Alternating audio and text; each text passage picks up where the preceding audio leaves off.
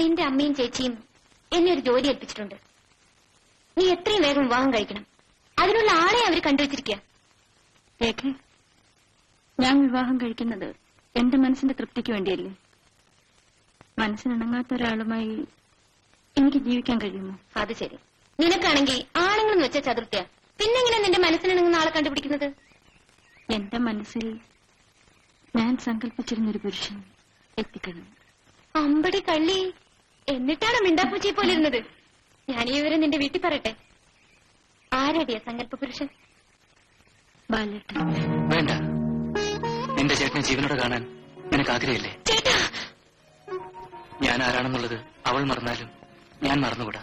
ചേട്ടാ, സരിത ആലോചിക്കാതെ ഒരു തീരുമാനം എടുക്കാറില്ല. വേണ്ട രേഖ, ആവശ്യമില്ലാതെ അപകടങ്ങൾ ക്ഷണിച്ചു വരുത്തരുത്.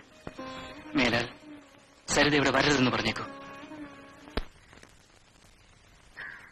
രേഖ, നീ എന്തിനാ ഇങ്ങോട്ട് വന്നത്? ഇനി വരരുത്. എന്റെ ചേട്ടനത് ഇഷ്ടമല്ല. രേഖ, നീ ഇവിടെ വരുന്നതിൽ എനിക്കും താല്പര്യമില്ല.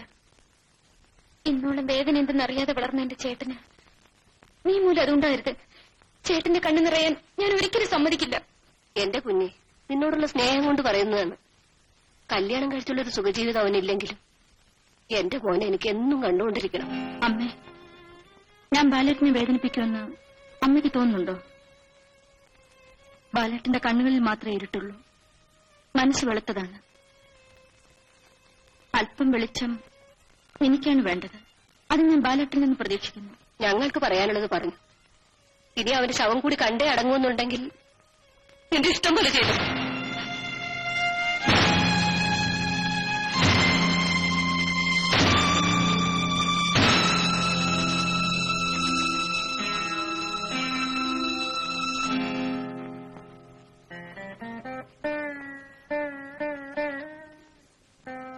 ബാലേട്ട.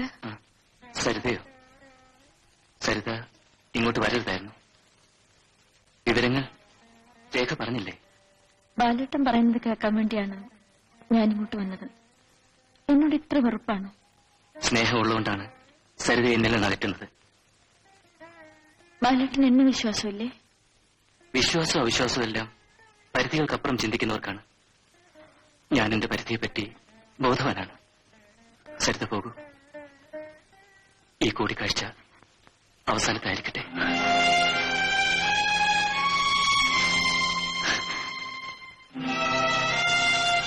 ബാലേട്ടൻ പോകാൻ പറഞ്ഞിട്ട് ഞാൻ പോകാതിരിക്കുന്നത് ശരിയല്ല. ഈ കൂടിക്കാഴ്ച അവസാനത്തേതായിരിക്കട്ടെ. പക്ഷെ നാളെ രാവിലെ ഉണരുമ്പോ ബാലേട്ടനെ സ്നേഹിച്ചൊരു പെണ്ണിന്റെ മരണവാർത്ത ബാലേട്ടൻ കേൾക്കും. അപ്പൊ അവക്ക് വേണ്ടി 2 തുള്ളി കണ്ണീരെങ്കിലും നഷ്ടപ്പെടുത്താനുള്ള സന്മനസ് ബാലേട്ടനുണ്ടാവുമല്ലോ. സരിത,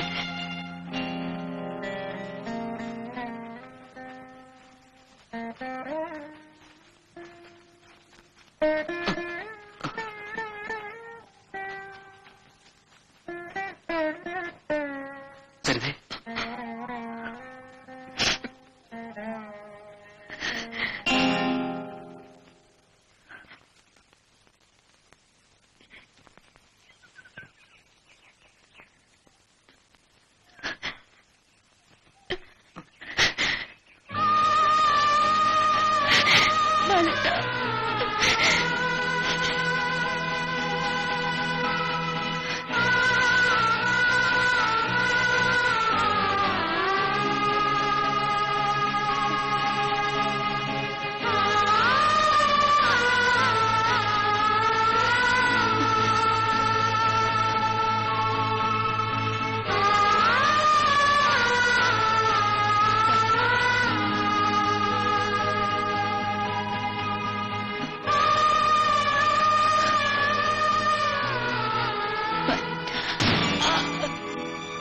ചേട്ടനെന്തിനാ പാവത്തിന് സിഗരറ്റ് വെച്ചുകൊള്ളി? നിന്റെ അമ്മയുടെ പെണ്ണമക്കാൻ വഴി വിടുന്നു.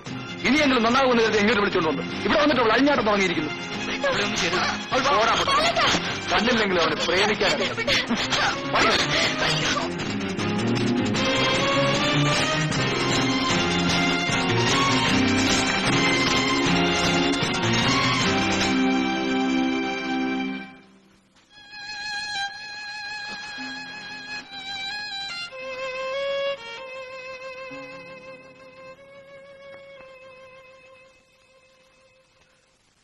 എന്താ മോളെ ഇത്?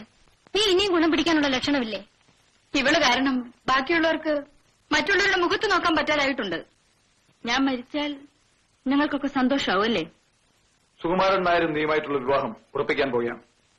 ഇനി മേലാൽ ഈ വീട് വിട്ട് പുറത്തു പോയാൽ അടിച്ചതിന് മുട്ടിയാൻ ഒടിക്കും. ഒരു രണ്ടാം കെട്ടുകാരനെ എനിക്ക് വേണ്ടെന്നു. പൊട്ടക്കണ്ണനായാലോ? അതെനിക്കിഷ്ടം. പൊട്ടക്കണ്ണനായാലും ഞുണ്ടിയായാലും കൂടെ ജീവിക്കാൻ പോകുന്ന ഞാനാണ്. അമ്മേ, ഞാൻ പറയാനുള്ളത് പറഞ്ഞു കഴിഞ്ഞു. ഇനി ഈ നില തുടർന്നാൽ എനിക്ക് മറ്റു പല തീരുമാനങ്ങളും എടുക്കേണ്ടി വരും. ഈ വീട്ടിൽ നിന്ന് ഇറക്കി വിടുമായിരിക്കും. പട്ടിണിയായാലും കയറിക്കിടക്കാൻ ഞങ്ങൾക്കൊരു വീടുണ്ട്. കടം ചലിക്കായടി. അല്പം പഠിപ്പ് കൂടിയതുകൊണ്ട് ഇങ്ങനെ കിടന്ന് അഹങ്കരിക്കരുത്.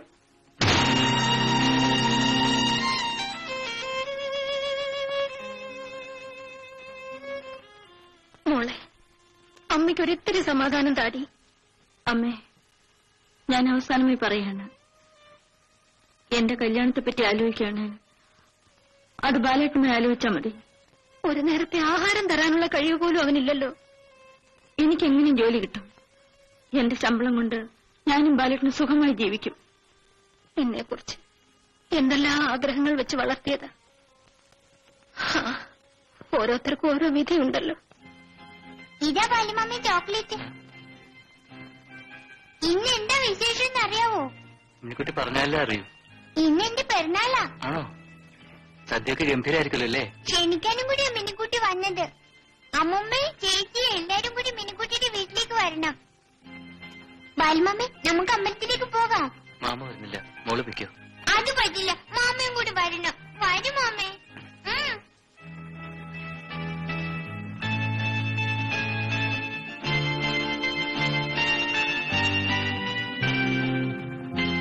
മാമേ, ദേവി തൊഴണമെങ്കിൽ കുളിച്ചിട്ട് വേണം. മാമ കുളിച്ചതാ, മോള് കുളിച്ചില്ലേ? അയ്യേ, ബാലുമാമി ഒരു മണക്കൂസ. പിറന്നാളായിട്ട് ആരെങ്കിലും കുളിക്കാതിരിക്കുവോ? എന്നാ നമുക്ക് കാലും മുഖവും ഒക്കെ കഴുകാം.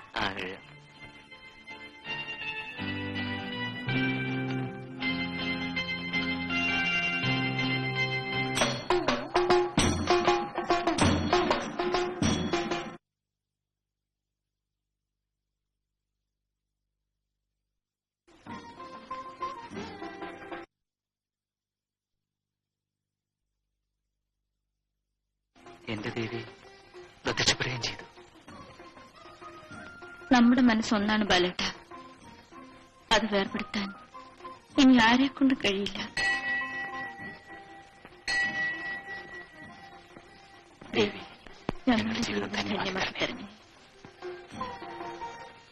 അയ്യോ അമ്മേ, സൂക്ഷിച്ചിറങ്ങണേ. അമ്മേ, അതൊക്കെ ഇരിക്കും. ഇതൊക്കെ കയറിക്കും. അയ്യോ അമ്മേ. അമ്മേ, മോള് വീട് നോക്കിക്കോ. ചേച്ചി ആശുപത്രി കൊണ്ടുപോവാ. അമ്മ ഞാനും കൂടെ വരാമേ.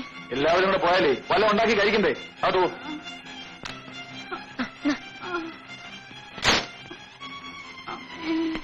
പോകാം.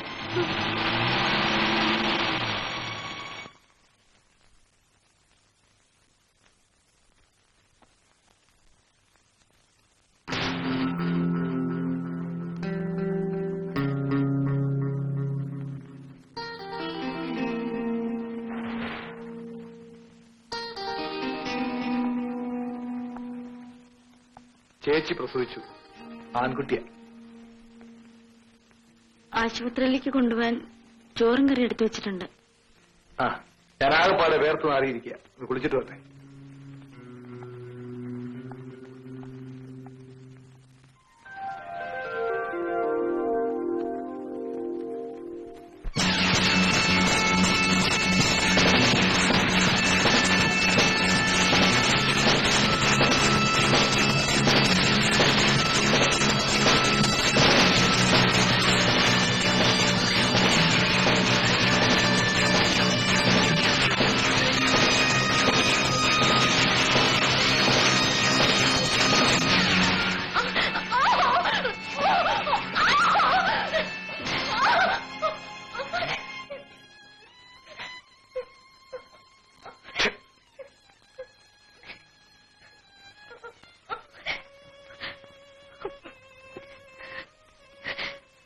എന്നോട് ക്ഷമിക്കേ.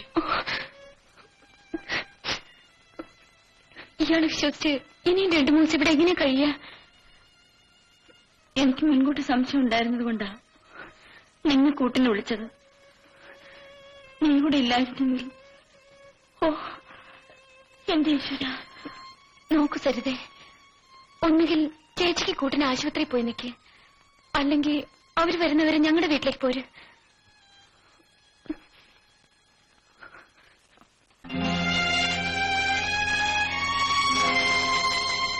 ഇനി ഇവിടെയുള്ള ജീവിതം എനിക്ക് വേണ്ട.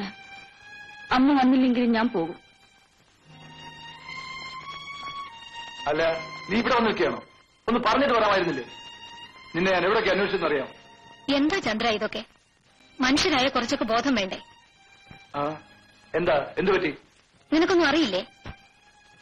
അങ്ങനെ ഒരു അബദ്ധം പറ്റി. അതിനിപ്പോ ചാവാൻ പറ്റുമോ? പറയുമ്പോ എളുപ്പമാ, പക്ഷെ തകരുന്നതൊരു ജീവിതമാ. അവളുടെ ചേട്ടനും അച്ഛനും എല്ലാം നീയാ. നീ ഇങ്ങനെ ആയാലോ? അമ്മ എന്താ തീരുമാനിക്കുന്നത്? മോളെ, സരള ഇതൊന്നും അറിയണ്ട. നിങ്ങൾ 2 പേരും എന്റെ വയറ്റിൽ ജനിച്ചു പോയില്ലേ? ഉടനെ പോയാൽ അവൾക്ക് എന്തെങ്കിലും സംശയം തോന്നും.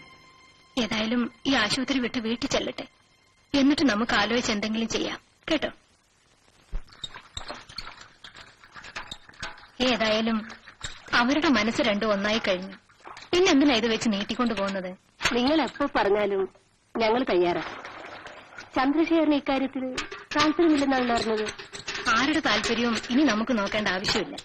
അവരൊരുമിച്ച് ജീവിക്കാൻ തീരുമാനിച്ച സ്ഥിതിക്ക് ഇതങ്ങ് നടത്താം. ബാലൻ ഇവിടെ, അവനോടും കൂടി ഒന്ന് ചോദിച്ചിട്ട് തീയതി നിശ്ചയിച്ച് കളയാം. ബാലേട്ടന്റെ ഈ ഫോട്ടോ ഞാൻ എടുക്കും. എനിക്ക് എപ്പോഴും ബാലേട്ടനെ കണ്ടോണ്ടിരിക്കണം.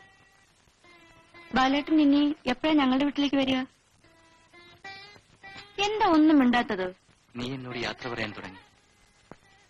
മിണ്ടാതിരുന്ന് കേൾക്കാനല്ലേ എനിക്ക് കഴിയൂ. ക്ഷണിക്കാതെ കടന്നു വന്ന അതിഥി വിരുന്നിന് മുമ്പ് പിരിഞ്ഞു പോകുന്നു. ബാലേട്ടൻ എന്തിനാ വിഷമിക്കുന്നത്? എന്നെ വേദനിപ്പിക്കാനാണോ നീ സ്നേഹമൊന്നും പറഞ്ഞു വന്നത്? ഇല്ല ബാലേട്ട, ഒരിക്കലും ഞാനത് ചെയ്യില്ല. ഞങ്ങൾ ഇവിടം വിട്ടു പോകുന്ന എന്തിനെന്ന് എനിക്ക് പറയാൻ കഴിയുന്നില്ലല്ലോ. മോനെ, നിങ്ങളുടെ കല്യാണം എത്രയും വേഗം നടത്തണമെന്നും പറഞ്ഞാ മാധവിയമ്മ വന്നിരിക്കുന്നത്. കല്യാണമൊക്കെ എനിക്കൊരു ജോലി കിട്ടി കഴിഞ്ഞിട്ട് മതി. അപ്പോഴേക്ക് മൂത്ത് നരച്ചൊന്നു വരും. നമ്മൾ നാളെ പോകുന്ന കാര്യം ബാലനോട് പറഞ്ഞു. എന്നാ ബാല, നമുക്ക് പുറപ്പെടാം. ചന്ദ്രൻ വരേണ്ട സമയമായി. നിങ്ങൾ തമ്മിലുള്ള പിണക്കവും തീർത്ത് നമുക്ക് ഈ കല്യാണക്കാര്യം സംസാരിക്കാം. ഞാൻ പറഞ്ഞോ, ചേട്ടൻ എന്നോട് വെറുപ്പാണ്. അതൊക്കെ നിന്റെ തോന്നല. മോൻ പുറപ്പെട. ചെല്ലുമോനെ, എന്നായാലും നിങ്ങൾ ഒന്നിക്കേണ്ടവരല്ലേ. മോനെ, അങ്ങനെ മനസ്സിലായടാ? അങ്കിളല്ല, കൊച്ചച്ചൻ. മോനെ മോനെ. ചന്ദ്രനെ ഇനി കണ്ടില്ലല്ലോ. വരേണ്ട സമയമായി. മോനെ കുട്ട, മോനെ മോനെ മോനെ. എന്നടാ മോനെ? ആര് വന്നിട്ട് ഈ പൊട്ടകന്റെ കയ്യിൽ എന്റെ കുഞ്ഞിനെ കൊടുക്കാൻ? ചേട്ടാ, എന്റെ കുഞ്ഞിനെ കുരുടനാക്കാനായിരിക്കും.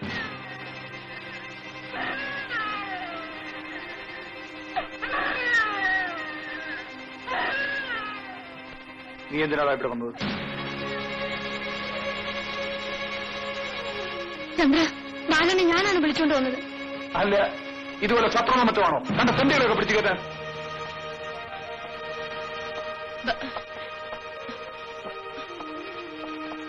ചേട്ടാ, ഇത് ചേട്ടന്റെ വീട് തന്നെയാണ് എന്ന് വെച്ച് മറ്റുള്ളവർ മനുഷ്യരാണെന്ന് കരുതണം. എന്റെ സംസ്കാരം ഇത്രയ്ക്കേ ഉള്ളൂ. ഇഷ്ടമില്ലാത്തവർക്ക് ഇറങ്ങി പോകാം. ഇതിലും വലിയ സംസ്കാരം നിങ്ങൾ കണ്ടവളാണ് ഞാൻ. അത് എന്നെ കൊണ്ട് പറയിപ്പിക്കാതിരിക്കുന്ന നല്ലത്. സരിതേ, നീ ഇനി ഒന്നും മിണ്ടരുത്. വയ്യമ്മേ, ഇനി സഹിക്കാൻ വയ്യ. ഇതിനേക്കാൾ ഭേദം നിങ്ങൾക്ക് എന്നെ കൊന്നുകൂടെ?